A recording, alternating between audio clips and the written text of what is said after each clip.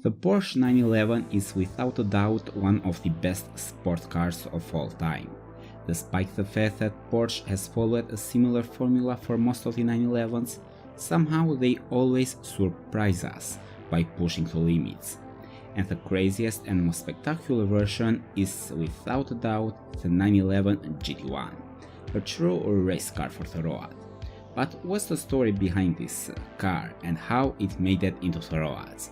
So hello guys and welcome back to another video, and here is the story of Porsche 911 GT1.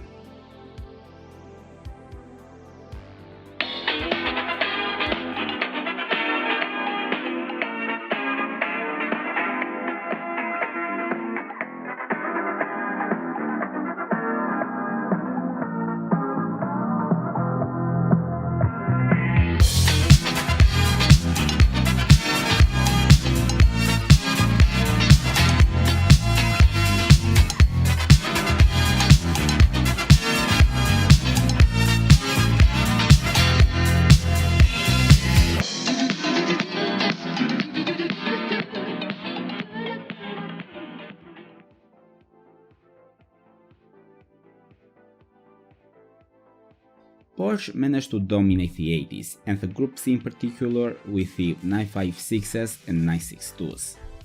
Porsche would retire from Group C in 1989, but thanks to the sheer number of cars, many 962s would continue to race until the mid-2000s. The Group C would be replaced by BPR Global GT Series in 1992. BPR was a private organization created by Jürgen Barth, Patrick Peter and Stefan Rettel. The new series would be a bit different compared to Group C, since it banned the crazy prototypes. Instead, teams had to enter with cars that were based on production cars, or at least that were homologated, and would be the latter one which would be exploited by the manufacturers. In 1994, the grid was made entirely by production cars, like 911s, Corvettes, F40s, Venturis and many others.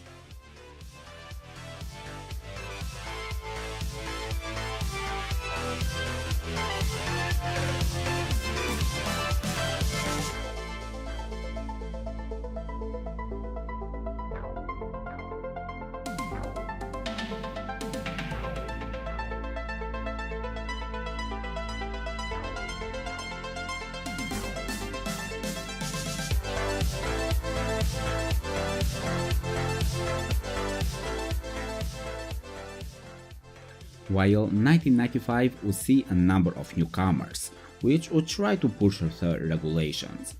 Most notably here were the SRD MC8R, which was an extreme version of the MR2, but most importantly the F1 of McLaren. The F1 of McLaren completely changed the game. Even though it wasn't built for GT racing, the F1 managed to dominate the 95 season, with winning 10 out of 12 races.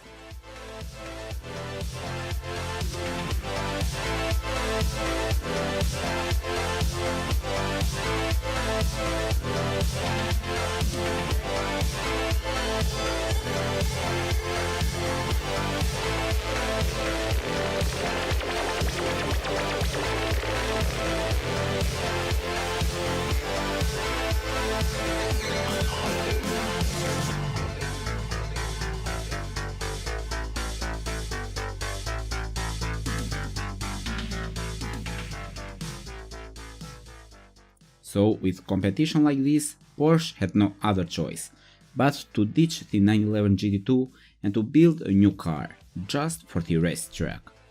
The car had to share as many parts as possible with the production 911, which at the time was the 993. The initial project generally assumed a similarity of 80%, but the final version received from the original car only the subframe, the interior partition and the front panel. This was done so the car didn't have to go through the crash test phase for the homologation.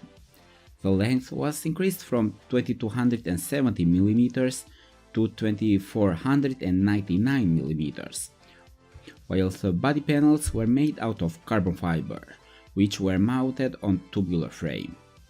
The engine was the same twin-turbo flat 6 3962 used, just that the displacement was increased from 3 liters to 3.2 liters. On the race car, the engine produced 600 horsepower and 480 pound-foot of torque, while on the road car 540 horsepower and 440 pound-foot of torque. This was due to the catalytic converters that the road version had to use. And of course the homologation version was also heavier, weighing at 1250 kilos, while the race car had a curb weight of 1050 kilos. Due to the homologation regulations, the road version was presented first, in January 1996, after only 6 months of development, which is kind of crazy. While the racing version made its debut at the most famous race in the world, at the 24-hour of Le Mans on June 1996.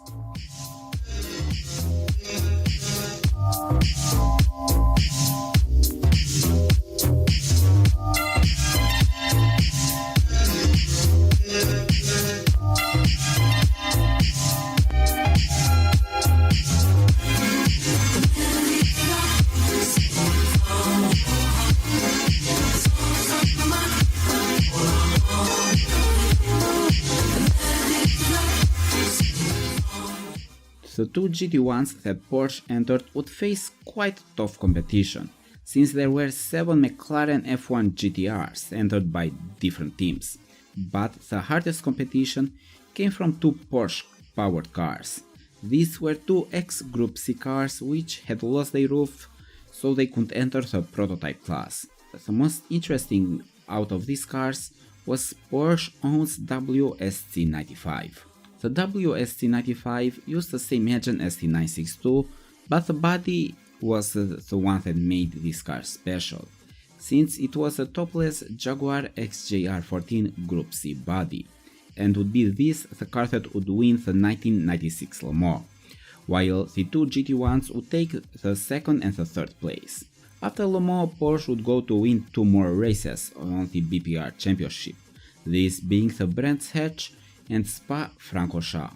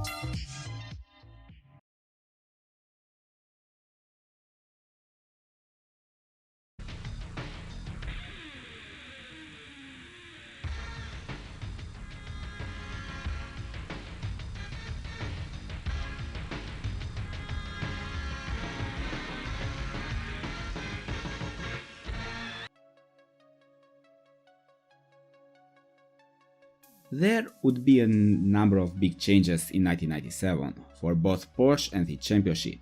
First, for Porsche, the car would receive some upgrades, which were mostly done on the body.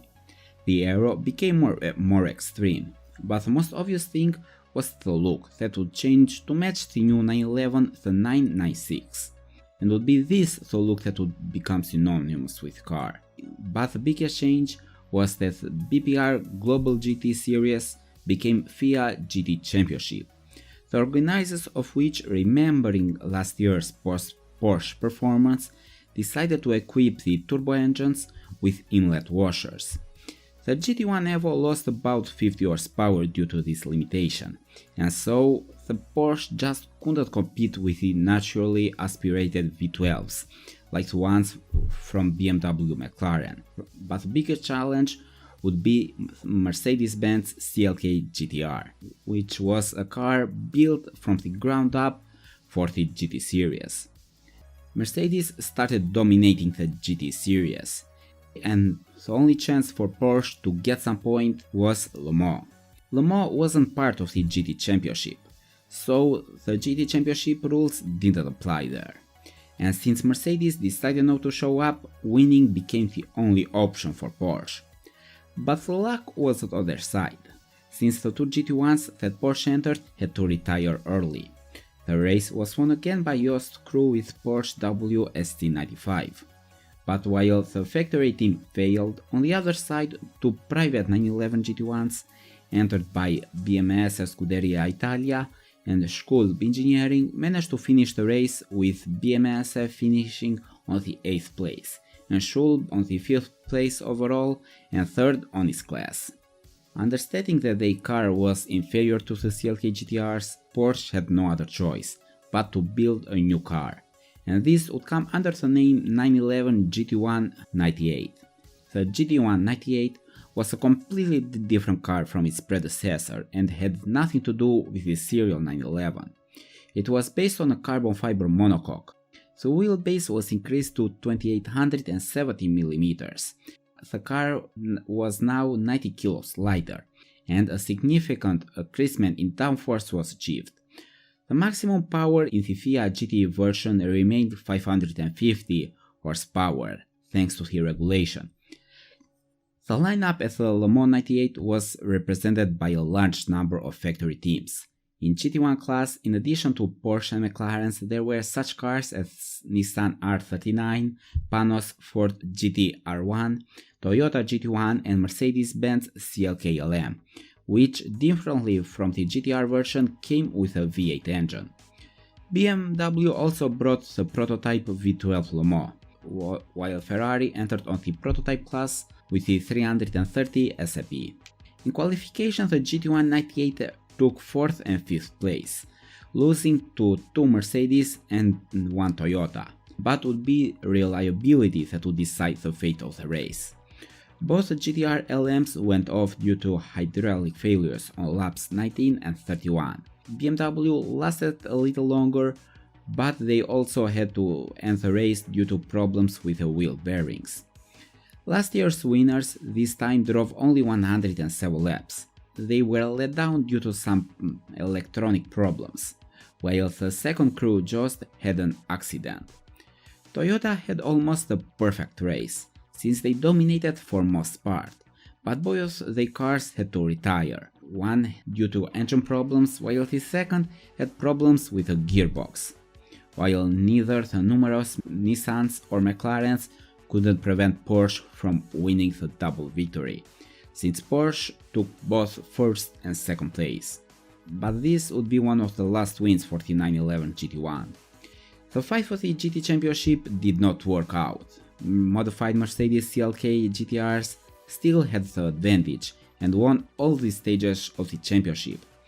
The dominance of the Silver Arrows led to the fact that all the factory teams, including Porsche, left the championship, and FIA had to hold the World Championship in the GT2 class.